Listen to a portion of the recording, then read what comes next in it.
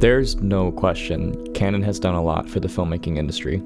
16 years ago, they started the DSLR revolution. They popularized prosumer cinema cameras. They've established EF as a standard lens mount that remains even today. But after the explosive success of the 2000s, they kind of fell asleep at the wheel.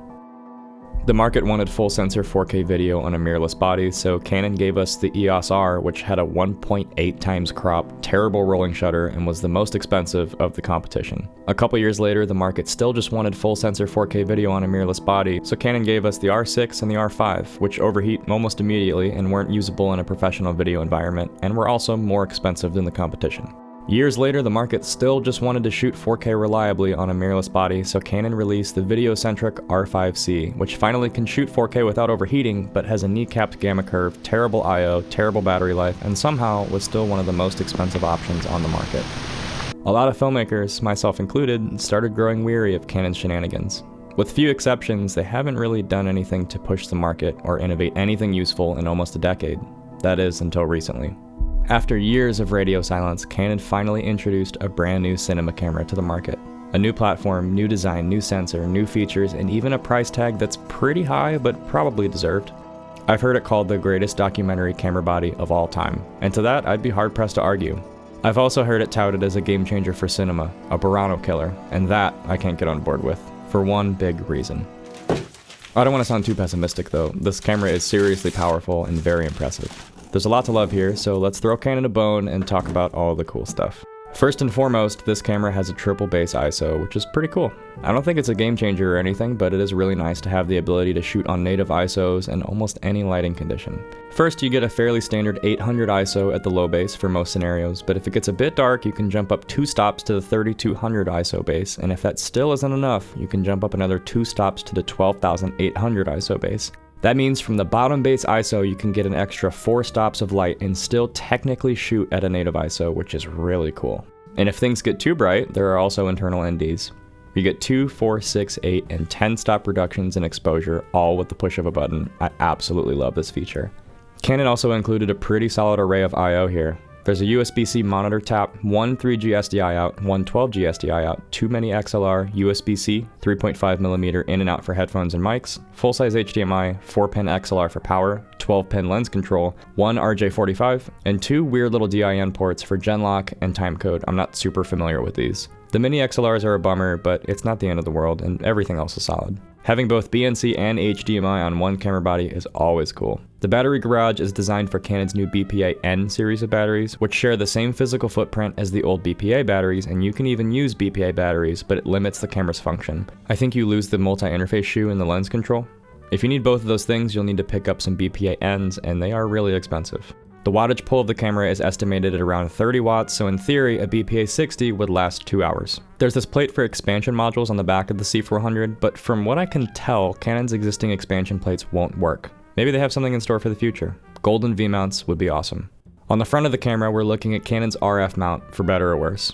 I haven't been a fan of any Canon RF lenses I've used so far, but I do know people that really love them. You can also, of course, use adapters for almost anything else, a more wobbly but more versatile option.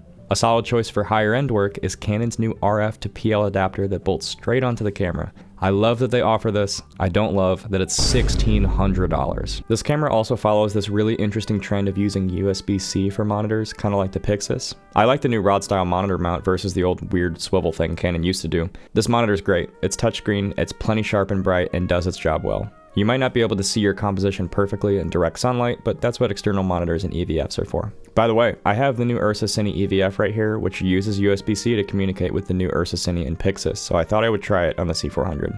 I got really excited because this would mean the Pixis monitor would also work on the C400, which would be a solid low-cost external monitor option, but unfortunately, it does not work. There's plenty of buttons arrayed all over the C400 if you're into physical controls like I am. Button placement and ergonomic preferences are very subjective, but I like using the C400. I don't need to fiddle with the menus that much because most of the logical controls are within reach.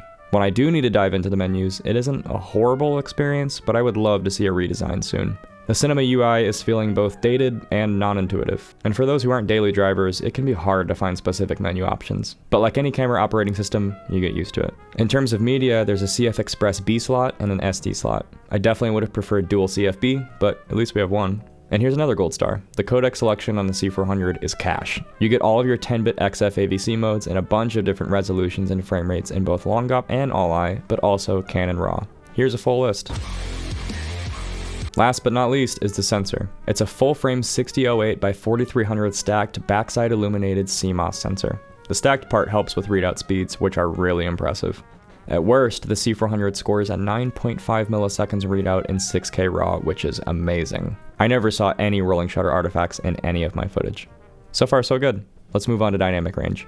First, we need to set some ground rules. I always put a significant amount of focus on dynamic range whenever I look at cameras on this channel, but I've never stopped to explain how I look at the charts or what any of this means. So we're gonna stop for a second and do that, especially since my thinking has changed a little bit recently. I'll link some more scientific resources below in the description, but today I'm going to try to explain everything with a dumb metaphor. Dynamic range is the ratio between the largest and smallest values of light in an image. Basically, having wide dynamic range means in a properly exposed shot, you can pick up more detail in the highlights and the shadows. Most of us know that already, but there's still a lot of misinformation out there, so let's start with highlights. First off, you'll hear people say that some cameras are really good at recovering highlights, but turns out that isn't a thing. If you clip your highlights while recording, they're gone. People that say this are probably confused because they're monitoring with a LUT, which can make certain areas of the image look clipped but aren't clipped in the final image. Make sure you're using zebras, waveforms, false color, or any other exposure tool to ensure you aren't clipping highlights if that's your intention. Deliberately clipping highlights is always an option if there is an alternative or if it's a creative choice, but make sure it's deliberate and don't expect to be saved in post with any camera. This is a jar and it's a metaphorical pixel on a camera sensor. I know this doesn't translate perfectly scientifically, but maybe it's a helpful mental model. You want to capture the most dynamic range possible, which means capturing the widest range of light possible, which means you want the maximum amount of marbles. Each marble is a stop of light. This jar is able to hold about 30 stops of light, which is pretty impressive. So far so good, except we're missing the most important part. Digital sensors and film, for that matter, create noise. In a well-exposed part of the image, there's a relatively low amount of noise, but as it gets darker and darker, we get more and more. This is the noise floor. Everything above the floor is relatively free from the effects of noise, but everything below is subject to contamination. The farther down the noise floor, the worse the image gets. This is why dynamic range always exists as a ratio instead of just a number, because it's always expressed in relation to the noise. So besides getting a bigger jar, which would mean a larger pixel by having a larger sensor or less resolution, the only way to improve dynamic range is to lower the noise floor. There's also these things called ADCs, analog digital converters, in sensors that take the physical light and convert it to digital data. And the bandwidth of an ADC is a factor in dynamic range because a higher bandwidth can increase the detail in the shadows, but also needs more processing power. And that's why only higher end cameras use higher bandwidth ADCs. Most of the cameras we're talking about these days have 12-bit ADCs, but higher end cameras like Aries have 14-bit ADCs, and not only do they have 14-bit ADCs, they have two of them. So one is reading out at a low gain and one is reading out at a high gain, and then in camera they're combining to create one super clean, super high dynamic range image. Canon does the same exact thing with their DGO dual gain output sensors that are in the C70 and the C300 Mark III, and some of the old Fairchild sensors that are in some of Blackmagic's old cameras also did the same thing. So if dynamic range is a ratio and not a number, that means we need to pick a ratio if we're wanting to walk away with a single number to say, hey, this camera has this many stops of dynamic range.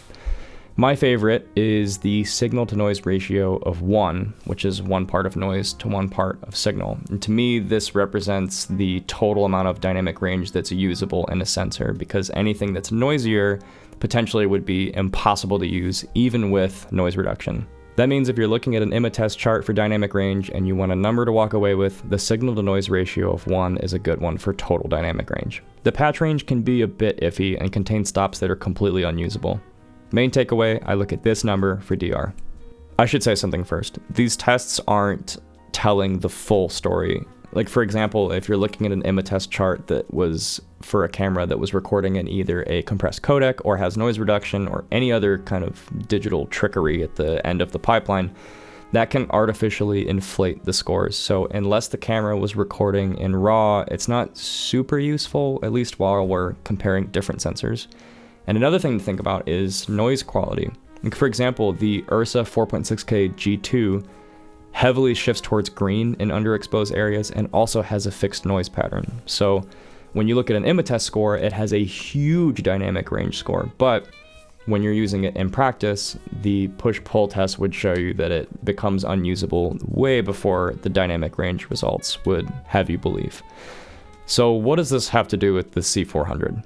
Well, most brands tend to do this annoying thing where they claim insane dynamic range numbers that aren't even close to being true. Almost everyone's guilty of this, besides Arri and sometimes Blackmagic. So when Canon says the C400 has 16 stops of dynamic range, how realistic are they being? I've been suspicious of the C400 for a while because when the early test footage was coming out, I noticed that there was a lot of noise, even in well-exposed shots. And now that I've gotten one in and I've been testing it a whole bunch, I can unfortunately say that the dynamic range is really disappointing. I'll do a latitude test in a second through a push-pull, but first let's go and look at Cinity's Imatest chart since we were just talking about them. At best, the C400 is scoring 11.6 stops, which again is a signal-to-noise ratio of 1.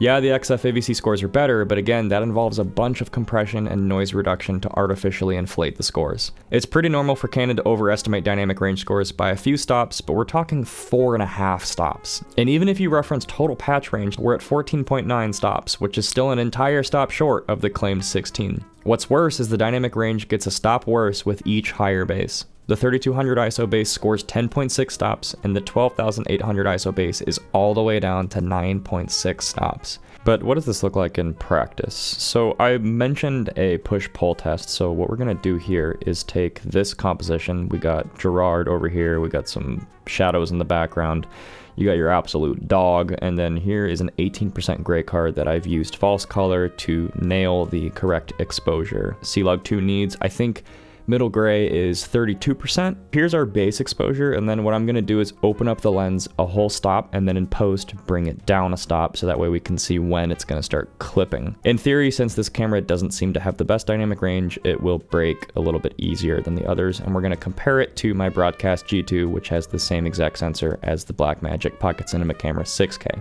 Here is our base exposure. Nothing weird. Colors look great, as you'd expect. We're gonna go to the next shot. This is one stop pushed.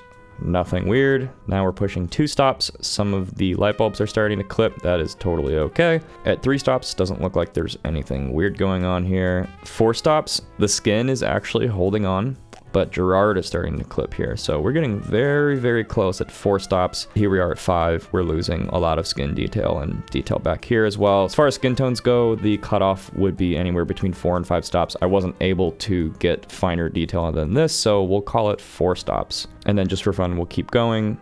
These are looking gross. Back to 0 exposure. The background is brighter this time because now the light, my key light in the front is much lower because this time I have exposed for f1.4 on my Contax Zeiss 50mm, and we're gonna stop the lens down a stop every single time and see what the noise pattern is like. Right off the bat, we're gonna zoom in on my mop here. The noise is kind of like crunchy and digital and sort of weird looking. And I know we're zoomed way, way in, but I'll give you a little bit of a spoiler and we'll zoom in on what the Ursa looks like. And it's fine pixel level noise. And then I'll go back again to this one. See how much crunchier and weirder it looks? They're both recorded in RAW, and I'm not really sure what's going on there. Here we are at -1 stop. At a high level, I would certainly call this usable. I mean, when you're zoomed out this much to the full shot and you get the bird's eye view of everything, it looks fine. But you're starting to lose a little bit of detail here. Again, this noise looks not great. Even though this is raw, it's looking like it's digitally processed somehow. It's kind of blotchy and digital looking. Here we are at 2 stops, and I can already see there is a lot of noise in this shot. This is only 2 stops underexposed. I would call this usable in terms of this latitude test, but it's shocking how much noise is in this shot, and it's not granular pixel level noise either. It's this weird digital stuff. Here's 3 stops, and I would call this unusable. For the bottom end, I will do noise reduction and a little bit of contrast work to see if we can save it. So what I'm gonna do is make 2 extra nodes. I'm gonna go over here to my noise reduction, and we're gonna just fling some really quick noise reduction on here to see if we can improve this to anywhere near deliverable. And then I'm gonna help it just a tiny, tiny bit with some contrast. So I'll raise the shadows a touch and then make it a little bit smoother. It's looking very digital and crunchy, and I am not a big fan of it. Everyone's thresholds are going to be in different places. I would call this unusable for sure. I would not be happy if I completed a shoot and came back and threw the footage into my NLE and I got this. This is a crazy amount of noise. Just for funsies, we'll go to 4 stops under, and logically we have increased the noise quite a bit, all the way to 6 stops. I can't believe how bad that noise looks. I don't know what's going on, it's weird. So for total latitude, we're clipping right after 4 stops, so we'll call it 4 stops of highlight recovery, and realistically, you would need to do a lot to save this shot at 2 stops underexposed, so it's anywhere between 6 and 7 stops of latitude. Not a great result, but that doesn't mean a lot for me to just say that anecdotally. Let's go and compare it to the other cameras that I have in the office. But first, just for fun, we'll look at the XF AVC modes too, because this is pretty interesting. I'm doing shadow recovery again, and remember right here at 3 stops under that was unusable and raw. Now this shot looks better in some ways and worse in other ways. What's really, really interesting, and I noticed as soon as Cinedi put their Imatest scores out, that the XF AVC scores were huge and the raw scores were not very good, which usually means there's a lot of noise reduction. And I know we're usually throwing a lot of shade at Sony for using a lot of noise reduction and digital trickery, but this is crazy. Look at that noise pattern. I mean, that is icky. It does look, I guess, better in terms of having less noise, but the noise that is existing in this shot, which is still quite a bit, looks so bad. It's also way softer. This is with all available noise reduction turned off, so there is a significant amount of noise reduction that you cannot turn off in XF AVC, and it gets real bad. There's 4 stops under, for sure not usable. 5 stops, look at how bad that noise reduction is. We've lost all color information here, which could be the compression too. For a control, let's look at my Ursa Broadcast G2. There is 0, we're doing highlight again. 1 stop, 2 stop, 3 stops, 4 stops, still looking good. At this point, we had already clipped Gerard over here. We're looking good on him still, and we're clipping at 5 stops. There's also highlight recovery. We can get a lot of the information back, but unfortunately, it's not doing a great job with the color accuracy, so I would not count this. But it is doing a lot better. It's still clipping in the same spot as far as this test goes, but there's some wiggle room past 4. Let's see how it does in the shadows. There's 0 for reference. There's 1 stop back. There is no visible noise here. There's 2 stops. At this point in the C400, we were already swimming in noise. There's noise here, but it's fine. There's the Blackmagic, and there's the Canon. To my eye, it looks significantly worse. I don't know what you guys are going to be able to see on YouTube, but the noise looks terrible compared to the Blackmagic. There's way more of it. It's more colorful. Minus 3 stops. This is where the C400 tapped out, and we're still looking good on the Ursa. There's quite a bit of noise, but it's fine, and it would be really easy to reduce in post. I would call that usable for sure. Here's 4 stops under. I would call this pretty close to tapping out, but let's see what we can do. First of all, there's some weird contrast stuff here happening, so I'm gonna try and fix that. Let's turn clips off. Tones are still holding really well. You could do a much better job at noise reduction. There's kind of a quick and dirty job, but I would definitely call this usable. Still got all the information on the side of my face. This is definitely not ideal. There's some detail loss here. There's definitely some noise left over, but I would still call this usable. And we're at 4 stops under on a Super 35 sensor that is much older. Let's see if we can push to 5. I bet not. Yeah, there's absolutely no way. So the Ursa's doing better in highlights. They both score 4, but there's going to be a little bit more wiggle room, especially with highlight recovery in the highlights. And with the shadows, we are pulling an extra 2 stops, which means we're looking at 8 stops of latitude on the Ursa with a little bit of wiggle room towards 9. What's really interesting is I have access to an FX30 right now. Now, we're always making fun of Sony for having a lot of internal noise reduction, but look at this difference. First of all, I'm going to go to the extreme.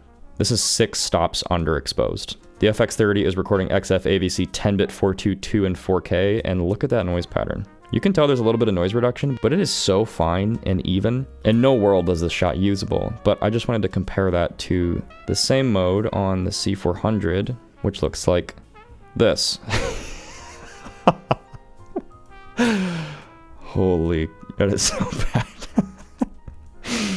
Let's do something a little bit more realistic. The C400 broke at 3 stops under. Here's the FX30. Not in RAW, it's in XFAVC. I'm gonna zoom in on the noise. Like I said, there's definitely some noise reduction here, but it doesn't look as digital. It looks like it's fine, granular noise. And I'm gonna switch over to the C400 in RAW at 3 stops underexposed. And look at how much worse it looks. Again, this is the FX30 in a compressed format, and then this is the C400 at the same exposure in a RAW format. I am blown away at how bad the noise performance is on the C400. If you want a spiky takeaway from this, you could buy 5 FX30s for the price of 1 C400, and all 5 of them would have better image quality. But here's the thing, does any of this actually matter? I've heard a lot of people argue that latitude doesn't matter because you should be exposing your footage correctly and you shouldn't have to fix it in post, but I think that's a misunderstanding of latitude. The point isn't to give yourself a safety net for if you mess up exposure, it's to give the operator more information to work with. If you have a high contrast scene and you expose to protect the highlights, if you have a camera with a decent latitude, then you should be able to have clean shadows as well. But if your camera has limited latitude, you won't be able to do both. Either you protect the highlights and get noisy shadows, or you clip the highlights and you get clean shadows. The Canon C400 is a beautifully capable camera in every respect, but pitting it against something like a Burano isn't really fair. It's apples and orangutans. The Burano has several more stops of latitude, which is why it's been successful in high-end production. Cinema cameras are well built, they have the right I/O, and they shoot robust images. The C400 is sort of well built, it has decent I/O, and it shoots beautiful images, but I wouldn't call them robust in comparison. But I think that's okay, because the C400's strengths lie in other areas. If you're in the middle of the woods filming a documentary at night, you would rather have a small light setup and the ability to go to 12,800 ISO versus carrying around a mini LF. I meant it when I said that this thing might be one of, if not the most powerful documentary cameras available on the market. But just don't expect too much and be careful when exposing. You aren't going to get anywhere near 16 stops dynamic range with this, but that doesn't mean you still can't get beautiful images. Hey, thanks for watching. I'll see you soon.